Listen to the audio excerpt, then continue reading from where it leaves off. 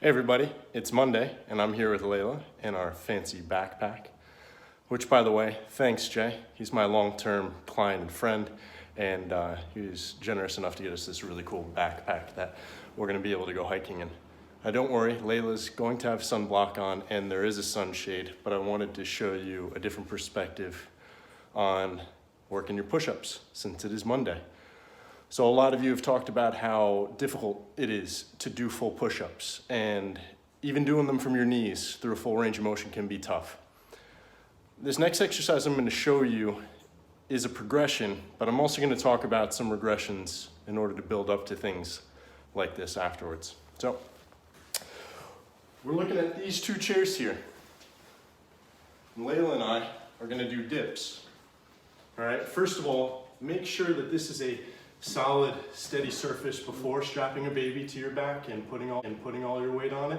So you have your feet on the ground, kind of just lean in and maybe pick one foot up at a time.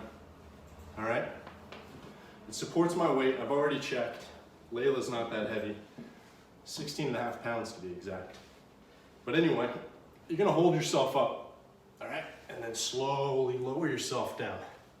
And then if you got it, you push yourself back up again. It's a great way to work the chest, the shoulders, and the triceps.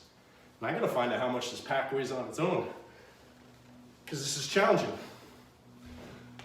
All right, so I know that's gonna be way away for some. So I wanna give you some other exercises, and I should turn a little bit, to help you progress to that, and to push-ups. So here I have 2 cans of beans, and we're gonna do some front raises, because they work shoulders. All right, and you're gonna reach straight out in front of you and then slowly lower down. Straight out in front, slowly lower down. To make it a little more challenging, you're gonna go out, hold, move to the side, hold, back up front, and then go down slow. If you have a couple of dumbbells, they'll work just as good and better than soup or bean cans. A 64 fluid ounces is about 4 pounds. That'll definitely be a little more challenging than 2 big cans of beans. Stay tuned because we're going to come back in a little bit from the outside. So we're out for a walk. You may be wondering how I'm pulling this off. Anna is holding the phone and walking backwards. Let's give her a hand. Come on, give me a hand. Thank you. Yeah. So we're headed to this place that's right around the corner from us. It's a ramen joint, but it used to be a speakeasy back in Prohibition era. And first of all, that's pretty cool. And I've been reading a little bit about the history of the area, because there's a lot of really old stuff around here. But it's also on a great, I guess I would call it a shallow incline. It's a nice little hill for hill sprints. Now I know sprints is a high intensity, high impact activity, but I wanted to show you, 1, how short it can be, and 2, show you another drill that's gonna help you develop some athleticism that'll contribute well to your balance and diminish your vulnerability, break down your what do you think? I don't know, does that sound funny? Whatever. You're gonna be less vulnerable, okay, if you're more athletic. And this is a drill to help you display some of that and develop it if you're not necessarily ready for sprinting. But you don't need to sprint in order to make good use of the hill. If you're gonna walk it, find a steeper one. If you're gonna jog it, find a less steep one. Either way, going up is good. It's gonna help you develop your cardiovascular endurance and make you a more fit human being. But look at this beautiful tree out in front of the ramen place. There's a little advertising for you guys. We've never even been here, but we heard it's great. So, here's the hill. Nothing major. And don't worry, I am gonna take Layla off my back before I do these sprints. I'll do 2 of them. But I wanna show you the place.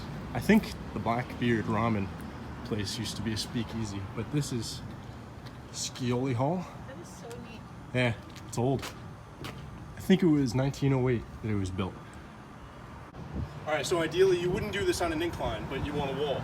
So you're gonna place your hands up against the wall and put 1 knee up to your chest. And then you're gonna switch positions. faster. And that's like a mountain climber. It'll work on your hip flexors and hip extenders and help you be strong. So here's a hill sprint.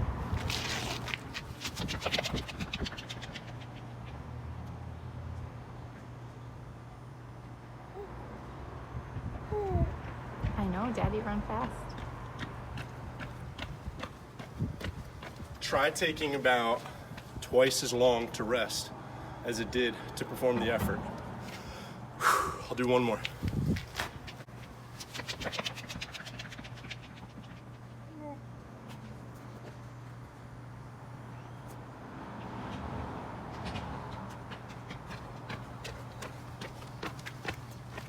Next stop, the park. So we're here at the park.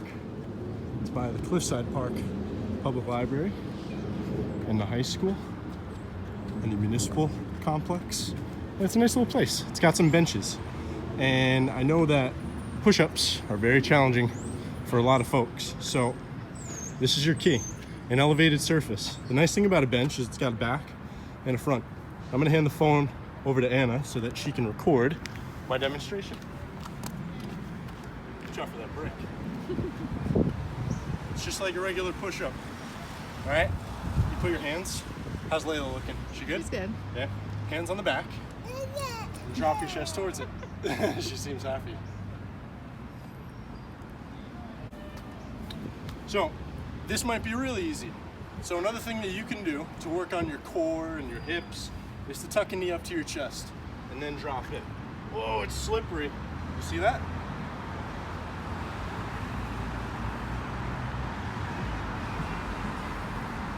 You can tuck it in all sorts of different, I don't know what I was gonna say, tuck it in all sorts of directions. Get creative with it, have some fun. And if you have the opportunity, get outside. Have a great Monday, and we'll catch up with you for some athletic movements on Wednesday.